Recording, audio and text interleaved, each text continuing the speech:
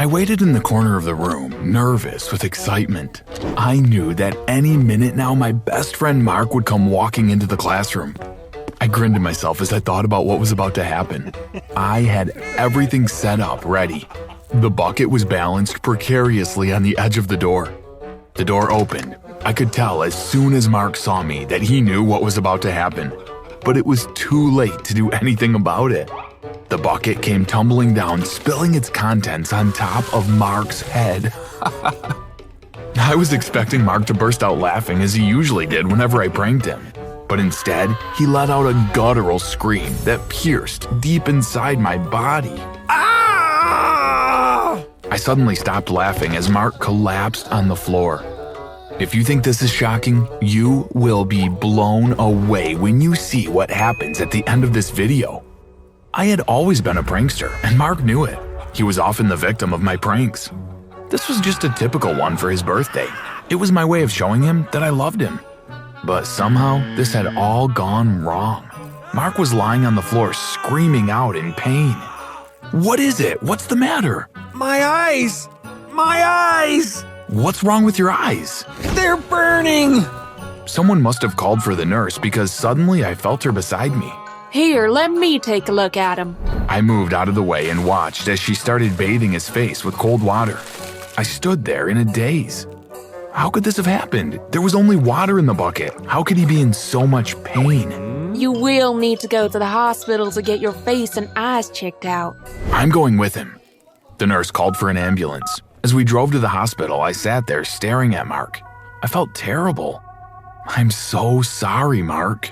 But he didn't even answer me. He just lay there, holding his hands over his eyes. Then we got to the hospital and the doctors took him away to be examined. I went and sat down in the waiting room. After about half an hour, the doctor came out to me. He looked very serious. It was bleach in that bucket, not water. I'm afraid your friend is now blind. What? No, it must be a mistake. I know I put water in the bucket. It's definitely no mistake, I can assure you. I was distraught. I can't believe it. How can it have gone so wrong? I feel awful. Can I see him? Yes, but just for a few minutes. He needs to rest. I followed the doctor as he led me to Mark's room. I had no idea what I was going to say to Mark.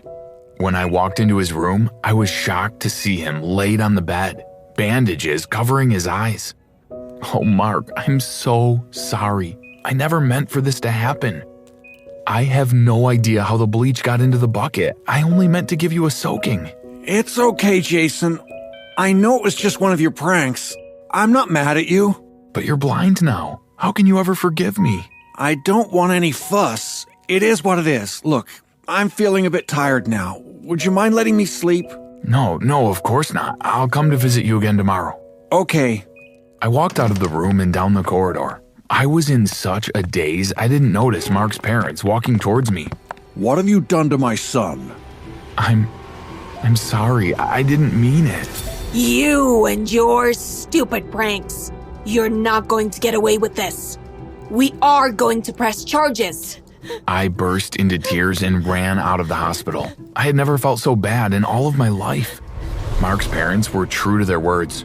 They went to the police and pressed charges.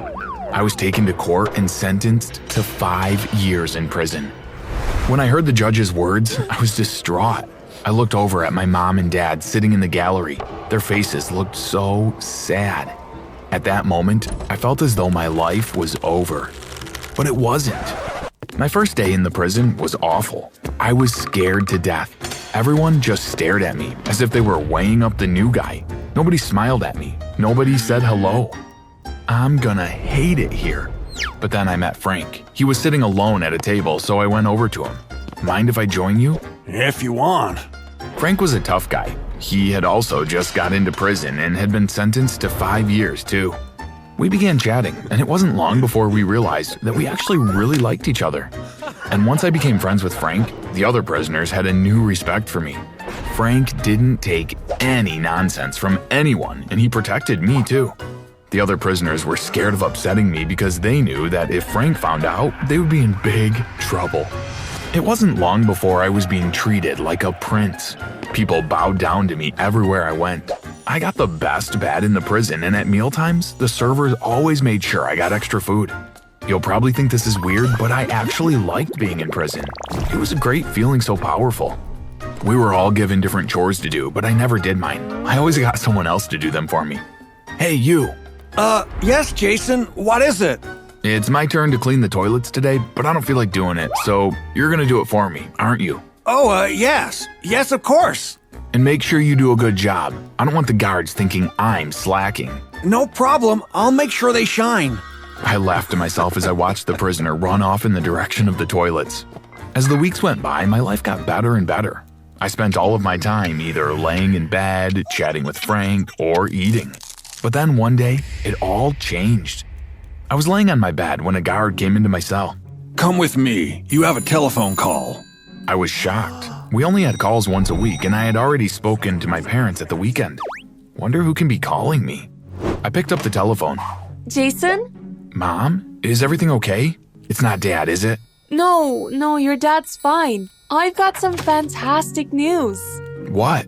You're going to be let out. What? How come?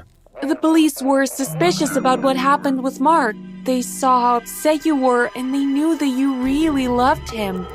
They did some more investigating and they found out that Mark had been lying all along. What? Are you serious?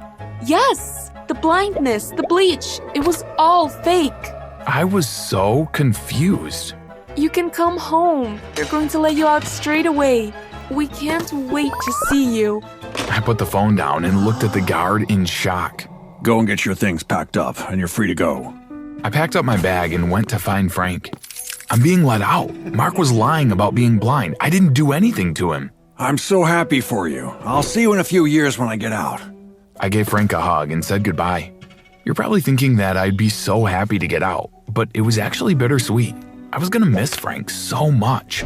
The guard opened the door and let me out onto the street outside. I was about to set off down the road when a police van pulled up. They opened the door and someone stepped out onto the pavement. It was Mark, and he was in handcuffs. Mark! He looked towards me. Why? Why did you lie? Because I was sick and tired of you pranking me all the time, I wanted you to get a taste of your own medicine. I saw you putting the bucket of water on top of the door, so when you weren't looking, I switched the water for bleach. Then I put contacts in my eyes to protect them. But the doctor told me you were blind. Oh, I just faked that. I told the doctors that I couldn't see anything at all. But how could you let your parents press charges? How could you let me go to prison? I was happy when you went to prison. I was finally free of you. When he said that, it felt like a knife had been plunged into my heart. I felt so sad. I thought we were best friends, but now I've made a true best friend, Frank. He's in prison, and now you'll be joining him. I'm going to make sure Frank knows all about what you've done to me. Mark looked really scared. Don't judge me. Prison can change you, and prison turned me into a prince. It was hard going back to school and having to readjust my life. I'd gotten used to being treated like a prince, and now I was a nobody again. I couldn't control the other kids like I'd been able to control the other prisoners. I couldn't get them to do things for me, and I didn't get any extra perks. So that's why I decided that I had to find a way to go back to prison. I knew that I had to come up with a plan to get myself arrested again.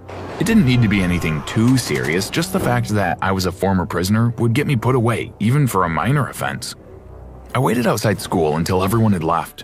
Once the coast was clear, I went back into school and started vandalizing one of the classrooms.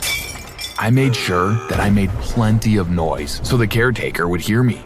It wasn't long before I heard the sound of police sirens coming towards the school. You're under arrest. The police officer put the handcuffs on me. You'll be going to prison for doing this. I smiled to myself as the policeman led me away. I couldn't have been happier. As soon as I got in prison, I went to find Frank. I'm back! Didn't take you long. Where's Mark? Frank pointed to the other side of the room.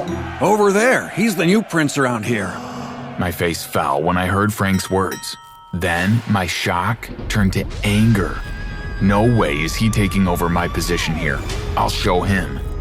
I went storming over to Mark. Jason, what are you doing back here? It doesn't matter what I'm doing here. What matters is that I'm back, and I'm taking back my title as the prince of the prison. Oh, I don't think so, Jason. I'm the prince now. Everyone has forgotten about you. We'll see. Watch your back. Over the next few days, Mark and I did whatever we could to get one over on the other one. Even though Mark had some loyal followers, he didn't have the backing of Frank. I began to get a few of the prisoners to do things for me, but it wasn't enough. I needed to rule everybody like I had before. So I decided to make a speech to the whole of the prison. I waited until everyone was in the dining hall for dinner and I stood up on a chair. Quiet, quiet. Slowly, the noise of chatter started to die down. There can only be one prince in this prison. You will all have to choose between Mark and me. You all know me. You know that I will protect you and treat you with respect if you choose me as your prince. Mark, however, doesn't know how to treat people well. He proved that with what he did to me. Only a cruel person would set their own best friend up and frame them for something they didn't do.